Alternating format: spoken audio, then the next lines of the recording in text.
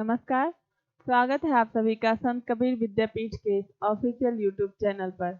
मैं ज्योति मिश्रा अपनी आगे की क्लास लेके आ गई हूँ। इसके पहले हमने 25 क्वेश्चन पढ़ लिया था और अब उसके आगे की क्वेश्चन को आज हम पढ़ेंगे। तो चलिए अपनी क्लास हम आज शुरू करते हैं। हमारा पहला क्वेश्चन है, शारीरिक असमर्थता संबंधी रोगों की दशा में मोटापे की प्रवृत्ति पर क्या प्रभाव पड़ता है। तो हमारा क्वेश्चन है कि शारीरिक असमर्थता संबंधी रोगों की दशा में मोटापे की प्रवृत्ति पर क्या प्रभाव पड़ता है। पहला, मोटापे पर कोई प्रभाव नहीं पड़ता, मोटापे की प्रवृत्ति घटती है। शारीरिक गतिशीलता कम होने के कारण मोटापा बढ़ता है या मोटापे की प्रवृत्ति से कोई संबंध नहीं है। तो कह रहा है कि जब शारीरिक असमर्थता यानी कि हम जब चलने में अस्थिर होते हैं, मतलब कि चल फिर नहीं सकते हैं, ऐसी अगर बीमारी होती है तो उस समय मोटापे पे क्या प्रभाव पड़ता है। उस समय क्या होता है, गतिशीलता हमारी कम हो जाती है और मोटापा बढ़ता है। तो यहाँ पे हमारा सी ऑप्शन सही है, C is the right answer. Next question है हमारा, मोटापा कम करने के उपाय भाप स्नान के विषय में सत्य है। उपचार के लिए एक विशिष्ट तापमान की भाप में व्यक्ति को 1 या 2 घंटे रखा जाता है। अत्यधिक पसीना निकल जाने पर वजन कम हो जाता है। बाद में निर्जलीकरण से बचने के लिए अधिक मात्रा में पेय पदार्थ जल ग्रहण करने से पुनः वजन बढ़ जाता है। उपर्युक्त सभी कथन सत्य हैं।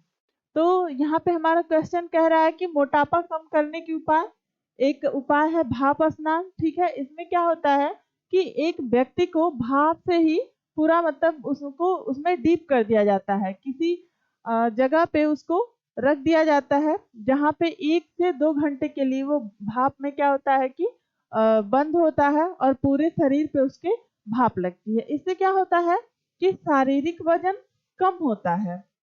हमारा ये ऑप्शन सही है। फिर दूसरा कह रहा है कि पसीना निकल जाने पे वजन कम हो जाता है। मोटे व्यक्तियों को अगर ज़्यादा, डॉक्टर सलाह भी देते हैं कि आप वॉक करिए, इससे क्या होता है कैलोरी बर्न होती है। तो पसीने के थ्रू क्या है कि वजन कम होता है। और निर्जलीकरण से बचने के लिए, जैसे कि शरीर से जब निर्जलीकरण होता है, बचने के लिए अधिक मात्रा में अगर हम जल लेते हैं तो पुनः क्या होता है, जैसे कि जल में अगर कार्बोहाइड्रेट है या जैसे कोल्ड ड्रिंक हुआ या फिर लस्सी है, छाछ है, ये सारी चीजें पीने से भी क्या होता है वजन बढ़ जाता है। तो यहाँ पे हमारा तीनों कथन सही है, उपर्युक्त में सभी कथन सत्य हैं। D is the right answer. Next question है हमारा, यहाँ पे हमारा नेक्स्ट क्वेश्चन है, कब्ज का प्रकार है कॉन्स्टिपेशन। ठीक, तो हमारा यहाँ पे पूछ रहा है कब्ज का प्रकार क्या क्या है, एंटोनिक, स्पास्टिक और अवरोधात्मक या उपयुक्त तीनों। तो यहाँ पे तीनों ही कब्ज के प्रकार हैं, तो D is the right answer. Next question है हमारा,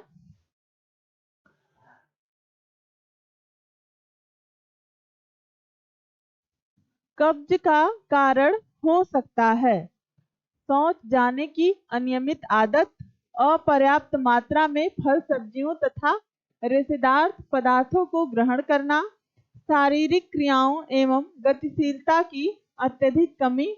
उपर्युक्त कारणों में से कोई भी एक कारण हो सकता है।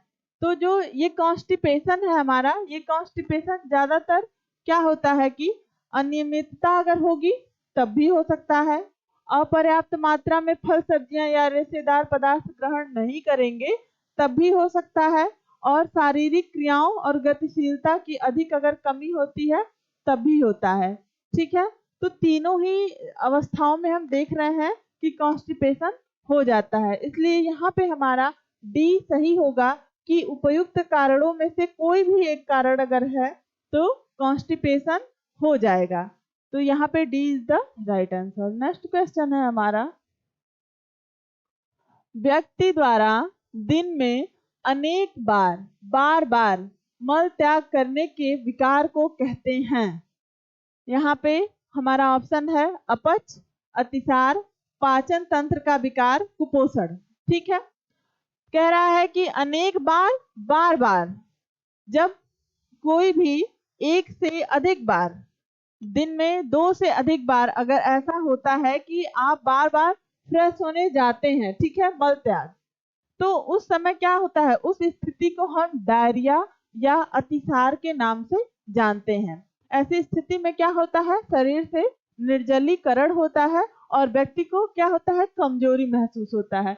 यहाँ पे बी हमारा जो है अतिसार है, तो B is the right answer. Next question है हमारा,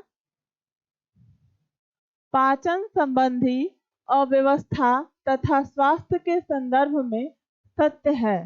पाचन संबंधी अव्यवस्था तथा स्वास्थ्य के संबंध में सत्य है क्या, कि पाचन संस्थान का व्यक्ति के स्वास्थ्य के साथ निकट का संबंध है। ठीक, नेक्स्ट है, पाचन संस्थान का व्यक्ति के मनोवैज्ञानिक पक्ष से भी गहन संबंध है। फिर कह रहा है, विभिन्न रोगों के लक्षण पाचन संस्थान की अव्यवस्था के रूप में उत्पन्न होते हैं। उपर्युक्त सभी कथन एवं तथ्य सत्य हैं। कह रहा है कि जो पाचन संबंधी अव्यवस्था होती है, इसमें क्या होता है कि व्यक्ति का पाचन संस्थान का व्यक्ति के स्वास्थ्य के साथ, अगर डाइजेशन सही नहीं होता है तो क्या होता है, शारीरिक स्वास्थ्य प्रभावित होता है। पहला कथन हमारा सत्य दिख रहा है कि स्वास्थ्य के साथ निकट का संबंध। दूसरा कथन है हमारा कि पाचन संस्थान का व्यक्ति के मनोवैज्ञानिक पक्ष से भी गहन संबंध है। अगर सही डाइजेशन नहीं होता है तो क्या होता है कि हम मेंटली भी डिस्टर्ब होते हैं। ठीक, नेक्स्ट है हमारा कि विभिन्न रोगों के लक्षण पाचन संस्थान की अव्यवस्था के रूप में उत्पन्न होते हैं। अगर भोजन का पाचन सही से नहीं होगा तो क्या होगा, पेट से संबंधी विकार होंगे, जैसे कॉन्स्टिपेशन है या फिर तमाम तरह की दिक्कतें होंगी। और उसके साथ साथ क्या होता है, व्यक्ति को कमजोरी भी महसूस होती है। तो कह रहा है कि मतलब पाचन संस्थान की व्यवस्था अगर हुई तो उससे भी कई सारे लक्षण उत्पन्न होते हैं। तो यहाँ पे तीनों ऑप्शन सत्य हो रहे हैं। D is the right answer. उपर्युक्त सभी कथन सत्य हैं। ठीक, नेक्स्ट क्वेश्चन है हमारा, अतिसार तथा कब्ज शरीर के किस संस्थान से संबंध है। तो पूछ रहा है कि ये दोनों अतिसार और कब्ज यानी कि कॉन्स्टिपेशन किस संस्थान से संबंध है, श्वसन संस्थान। तो हम इससे श्वसन संस्थान से हम सांस लेते हैं। कह रहा उत्सर्जन, पाचन और परिसंचरण। ठीक है, तो यहाँ पे हमारा अतिसार क्या है, डायरिया है, और कब्ज कॉन्स्टिपेशन। ठीक है, ये दोनों क्या है, पेट से संबंधी बीमारी है। और इन दोनों स्थिति में क्या है कि हमें मल त्याग में दिक्कत होती है। अतिसार में अधिक बार मल त्याग होता है और कब्ज में क्या होता है कि मल त्याग नहीं हो पाता है। तो यहाँ पे ये पाचन संबंधी जो है, पाचन संस्थान का विकार है। हमारा C is the right answer. Next question है हमारा, व्यक्ति का सामान्य मल विसर्जन निर्भर करता है व्यक्ति की इच्छा पर, व्यक्ति के अपने तंत्रिका तंत्र तथा आहार के प्रकार पर, व्यक्ति द्वारा जल ग्रहण करने पर, पाचन तंत्र की क्रियाशीलता पर। कह रहा है कि जो सामान्य मल विसर्जन निर्भर क्या करता है, व्यक्ति की इच्छा या व्यक्ति के अपने तंत्रिका तंत्र तथा आहार के प्रकार पर। यहाँ पे हमारा बी सही होगा। अगर कोई भी व्यक्ति सही प्रकार से आहार नहीं लेता है और उसका डाइजेशन सिस्टम सही से काम नहीं करता है, तो ऐसी दोनों स्थितियों में क्या होगा कि वो ठीक से नहीं उसका हो पाएगा। तो यहाँ पे हमारा बी सही है। B is the right answer. Next question है हमारा,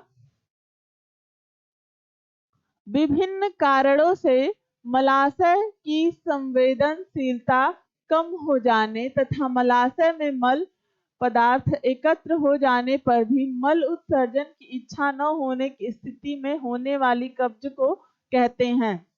कह रहा है कि ऐसी अवस्था में किस प्रकार का कब्ज होता है, एंटोनिक, स्पॉस्टिक, अवरोधात्मक, उपर्युक्त में से कोई नहीं। तो ऐसी स्थिति में क्या होता है कि हमें एंटोनिक कब्ज होता है। एंटोनिक कब्ज में क्या होता है कि आंतों में कमजोरी होती है, व्यक्ति को क्या होता है कि इच्छा नहीं होती है कि वो जाए, और ऐसी स्थिति में क्या होता है कि एंटोनिक कब्ज हो जाती है। हमारा A is the right answer. Next question है हमारा, सामान्य रूप से वृद्धावस्था, मोटापे, ज्वर, गर्भावस्था तथा शल्य क्रिया की स्थिति में पाई जाती है। कौन सी कब्ज? यहाँ पे भी वृद्धावस्था, मोटापा और ज्वर और गर्भावस्था, यहाँ पे भी क्या होता है, हमें एंटोनिक कब्ज ही देखने को मिलता है। इसमें क्या होता है कि आंतों में कमजोरी होती है और व्यक्ति क्या होता है कि वो बार बार फ्रेश होने नहीं जाना चाहता है। इसलिए क्या होता है कि ऐसी स्थिति में 24 घंटे से अधिक हो जाने पे व्यक्ति को ऐसी दिक्कत हो जाती है। यहाँ पे भी हमारा एंटोनिक कब्ज होगा। नेक्स्ट क्वेश्चन है हमारा, जलन उत्पन्न करने वाले भोज्य पदार्थों को अधिक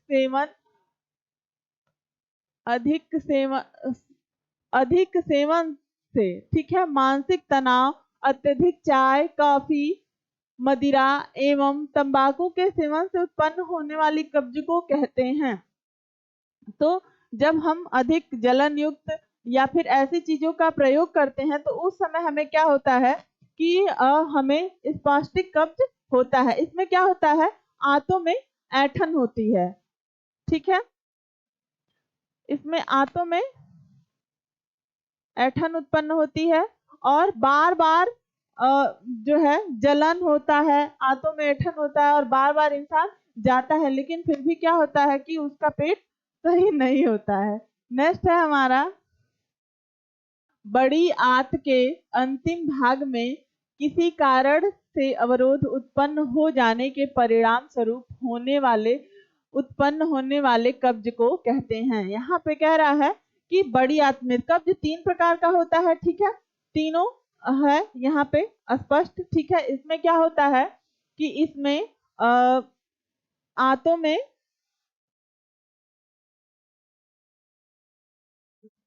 में संकुचन होता है, ठीक है, इसमें क्या होता है, ऐंठन होता है,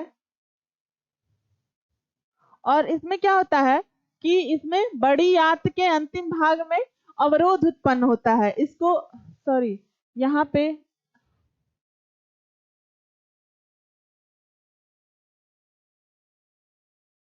ये अवरोधात्मक जो है, यहाँ पे अवरोधात्मक कब्ज में क्या होता है कि बड़ी आंत के अंतिम भाग में अवरोध होता है, ठीक है, ये अवरोधात्मक है। इसमें बड़ी आंत में अवरोध होता है और इसमें क्या होता है, ऐंठन होता है। कोई भी अगर हम ज्वलनशील चीजें जैसे मिर्च, मसाले या फिर अधिक तला भुना खाते हैं तब हमें क्या होता है कि हमें तब आंतों में ऐंठन होती है। और अवरोधात्मक कब्ज में क्या होता है कि हमारी बड़ी आंत में जब कोई भी विकार होता है, यहाँ पे अंतिम भाग में कह रहा है, तब जाके क्या होता है कि तब जाके हमें ये अवरोधात्मक कब्ज होता है। तो यहाँ पे हमारा बी है अवरोधात्मक कब्ज, तो B is the right answer. Next question है हमारा, बड़ी आंत या मलाशा में कैंसर, ट्यूमर या किसी आघात के संक्रमण के कारण होने वाली कब्ज का उपचार हो सकता है। अगर किसी भी व्यक्ति को बड़ी आंत में कैंसर है या ट्यूमर है या फिर ऐसी कोई भी दिक्कत होती है तो ऐसी अवस्था में हम कोई भी घरेलू उपचार नहीं करते हैं और सीधा हम ऑपरेशन करवाते हैं, यानी कि शल्य क्रिया होती है। शल्य क्रिया के माध्यम से ही वो स्थिति सही होती है। तो यहाँ पे हमारा C is the right answer. Next question है हमारा, कब्ज निवारण का सामान्य तथा हानि रहित उपाय है। कब्ज निवारण का सामान्य तथा हानि रहित उपाय क्या है? आहार में पर्याप्त मात्रा में साबुत अनाज, दालें, दलिया, हरी सब्जियां, गर्म दूध, फलों के रस, शहद, मक्खन आदि को सम्मिलित करना।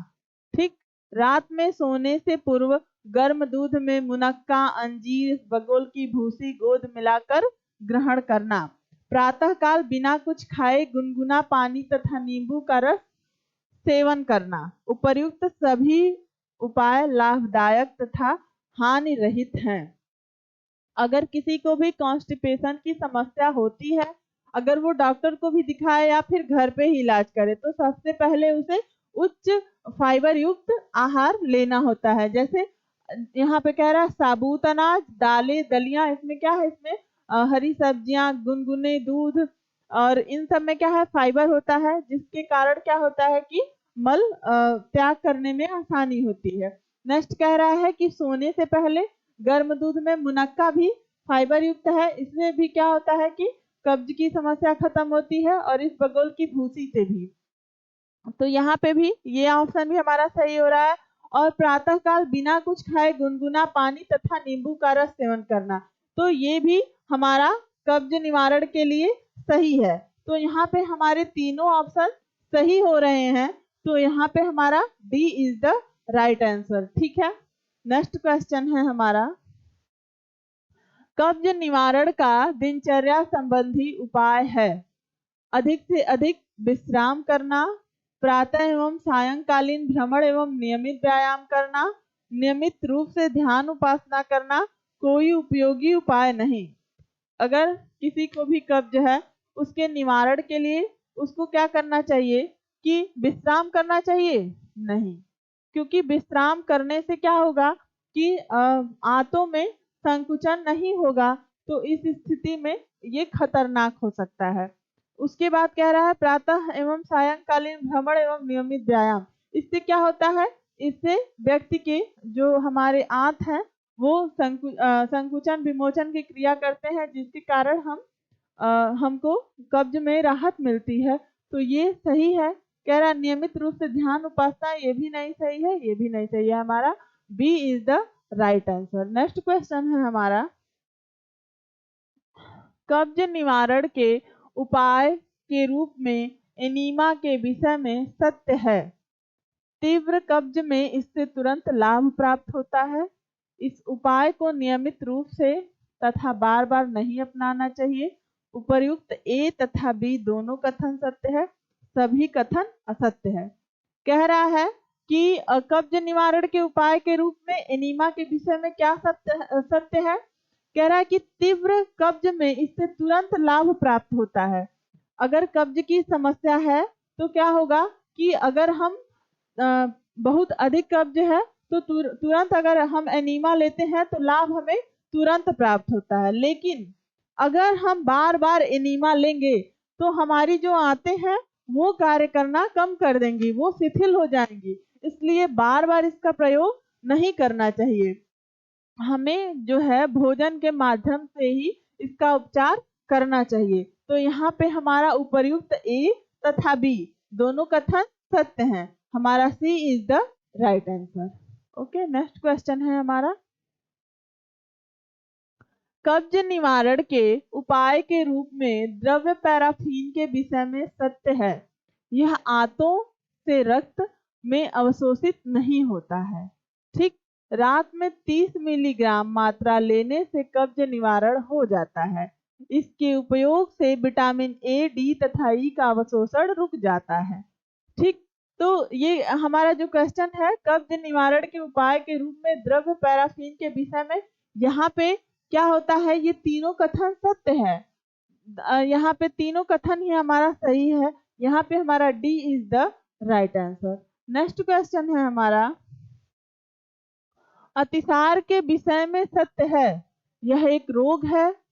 अतिसार में आंतों का पानी तथा अन्य पोषक तत्वों को अवशोषण करने की शक्ति क्षीण हो जाती है।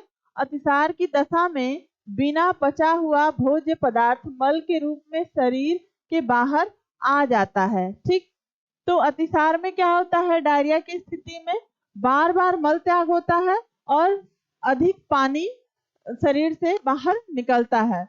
और जो भी बिना पचा हुआ भोजन भी क्या होता है, मल के रूप में शरीर से बाहर आने लगता है।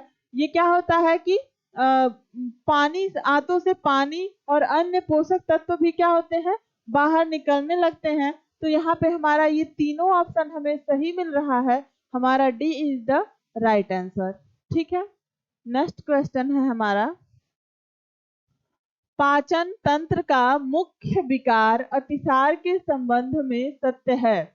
पाचन तंत्र का मुख्य विकार अतिसार के संबंध में क्या सत्य है, हम देखते हैं। मुख्य रूप से ग्रीष्म या वर्षा ऋतु में फैलता है। ठीक। नेक्स्ट है, यह रोग विषाक्त भोजन या दूषित जल ग्रहण करने से होता है। नेक्स्ट है कि इस रोग को फैलाने में मक्खियों का विशेष योगदान होता है। उपर्युक्त सभी कथन सत्य हैं। तो अगर अतिसार होता है, ऐसी स्थिति में डायरिया में ज्यादातर हम देखते हैं कि बारिश के मौसम में क्या होता है, ये तेजी से फैलता है और इससे भोजन दूषित हो या फिर जल दूषित हो तब भी अतिसार होता है और मक्खियों के माध्यम से ये फैलता है। यहाँ पे तीनों कथन हमें सत्य मिल रहे हैं। D is the right answer. Next question है हमारा,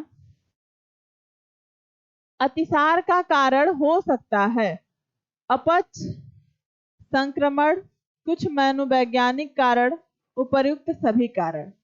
अगर अतिसार हो रहा है तो उसमें हम अपच से भी हमें अतिसार हो जाता है, संक्रमण के कारण भी हमें जो है हो जाता है, कुछ मनोवैज्ञानिक कारणों से भी अतिसार हो जाता है। यहाँ पे हमारा डी सही होगा, सभी कारणों के कारण अतिसार या डायरिया होने लगता है।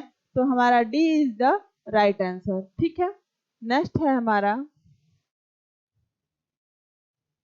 अधिक तीव्रता वाले अतिसार में सर्वाधिक आवश्यक सावधानी है, आहार देते रहें, ज्वर को नियंत्रित करना, निर्जलीकरण से बचाव, पेट दर्द को कम करना। अतिसार में क्या होता है, सबसे अधिक हमारे शरीर से जल निकल जाता है। ठीक है। ज्वर तो कभी होता है, कभी कभी किसी स्थिति में हम ज्वर देखते हैं लेकिन ज्यादातर नहीं होता है। आहार देते रहें, अगर हमें अतिसार है तो उस समय हम क्या होता है, आहार ग्रहण नहीं कर सकते, हम पतली खिचड़ी या इन सब चीजों का प्रयोग करते हैं। तो यहाँ पे हमारा सी ऑप्शन जो है, निर्जलीकरण से बचाव, उस समय हमें क्या करना चाहिए, ORS घोल। ठीक है। और इसके अलावा ग्लूकोज का पानी वगैरह देते रहना चाहिए ताकि हमारे शरीर से जो भी जल निकल रहा है उसकी पूर्ति होती रहे। हमारा C is the right answer. Next question है हमारा, लंबी अवधि के अतिसार से आशय है 48 घंटे से अधिक समय तक चलने वाला अतिसार, उपचार करने के बावजूद 2 सप्ताह से अधिक समय तक चलने वाला अतिसार, अधिक तीव्रता वाला अतिसार या किसी भी प्रकार का अतिसार। ठीक। तो जो लंबी अवधि का अतिसार होता है वहाँ वो क्या होता है, 48 घंटे से अधिक, तो ये भी हो सकता है लेकिन नहीं है। यहाँ पे हमारा बी ऑप्शन में हम देख रहे हैं कि ये 2 सप्ताह से अधिक समय तक चलने वाला है अतिसार। इस स्थिति में क्या होता है, शरीर से, ये बहुत ही खतरनाक स्थिति होती है। इसमें क्या होता है, शरीर से जल की मात्रा एकदम खत्म होने की स्थिति में हो जाती है तथा ग्लूकोज भी चढ़ाना पड़ जाता है। तो ये सबसे खतरनाक है। ठीक है। बी हमारा यहाँ पे सही होगा कि उपचार करने के बावजूद अगर 2 सप्ताह से अधिक समय तक अतिसार है तो ये हमारा सबसे लंबी अवधि का अतिसार माना जाएगा। नेक्स्ट है हमारा,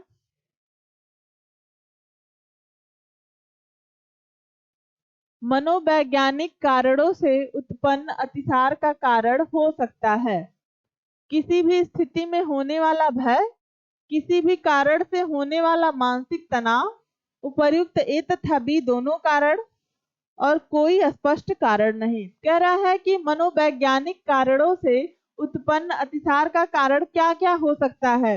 अगर किसी को प्रेशर की वजह से डायरिया स्टार्ट हो रहा है तो उसमें क्या होगा कि वो किसी भी स्थिति से भयभीत हो गया है। ठीक। या फिर किसी भी कारण से उसको कोई मानसिक तनाव है। तो इन दोनों समय पे क्या होता है कि अक्सर लोगों को घबराहट की वजह से भी बार बार जो है बार बार मल त्याग की इच्छा होती है। तो यहाँ पे जो हमारा ये अतिसार है ये दोनों ही स्थिति में हो सकता है। तो उपर्युक्त ए तथा बी दोनों कारण सही हैं। हमारा C is the right answer. Next question है हमारा, बिनलिंग अतिसार के विषय में सत्य है। ठीक। माँ का दूध छोड़ने तथा ऊपरी दूध से होने वाली एलर्जी के कारण होता है। यह अतिसार कभी भी हो सकता है। यह अतिसार केवल लड़कों को होता है। इस अतिसार के कारण ज्ञात नहीं है। तो कह रहा है जो ये विनलिंग अतिसार, यहाँ पे हमारा जो विनलिंग अतिसार का मतलब है, ये अतिसार बच्चों में होता है जब बच्चों को माँ का दूध छुड़ाया जाता है। उस समय क्या होता है कि जब उन्हें ऊपर का दूध देने का हम प्रयास करते हैं तो उन्हें उससे एलर्जी होती है और वो क्या होता है कि उनको उस समय डायरिया उत्पन्न होता है। हमारा यहाँ पे ए ऑप्शन सही है कि माँ का दूध छोड़ने तथा ऊपरी दूध से होने वाली एलर्जी के कारण अतिसार होता है। ठीक है, हमारा A is the right answer. Next है हमारा अतिसार नामक रोग से संबंध गंभीर समस्या है। ठीक, शरीर का वजन घटने की समस्या, निर्जलीकरण की गंभीर समस्या, ज्वर होने की समस्या, पेट में दर्द तथा मरोड़ की समस्या। ठीक है, तो हमारा कह रहा है कि अतिसार नामक रोग से संबंध गंभीर समस्या। जब अतिसार रोग होता है तो क्या होता है, हमारे शरीर से बार बार मल त्याग होगा और मल त्याग में क्या होता है कि शरीर का पानी निकलने लगता है, तो हम निर्जलीकरण की यहाँ समस्या से जूझ रहे हैं। ठीक है, निर्जलीकरण की गंभीर समस्या, हमारा बी कथन सत्य है। तो ये रही हमारी आज की क्लास। आप पूरी क्लास देखिएगा तथा जो भी आपके सुझाव हैं वो कमेंट बॉक्स में दीजिएगा ताकि हम आगे और बेहतर क्लास लाने का प्रयास करें। धन्यवाद।